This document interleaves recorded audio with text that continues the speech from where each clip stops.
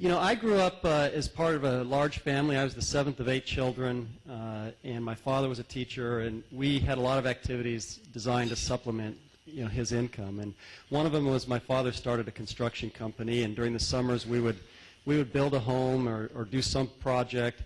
And I recall about 15 or 16 years old, framing a home and bending a nail. I pulled it out and threw it away and continued on. And my father came behind me. He didn't say a word to me, but he picked up the nail and he pounded it straight and he used it.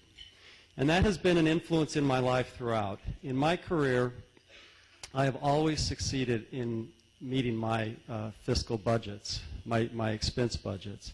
For a time, I led a high technology group at Sprint, and those of you who have worked with high technology groups know that they are notorious for missing budgets. It can be a very unstable situation. But what I would do to make sure that we would succeed within our mandate is I would ask my team, when we had a need for equipment or electronics, to go into the warehouse and figure out what we had or what we could reuse. And oftentimes we'd have to adapt it or modify it for our use.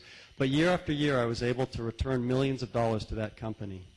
In contrast, I've sold to the federal government, and there have been times where I've had people come to me, fairly senior officers in the federal government come to me and say, I've got something like, I've got $1 million left in my budget, I want to spend it before the end of the year, what can you sell me? And there's a difference. In the private sector, I was rewarded for meeting my budget or actually improving upon that budget. Much of my professional success has come from satisfying and demonstrating fiscal discipline. In the government sector, we see that to a large extent an individual's success and power and prestige is a result of building their budget.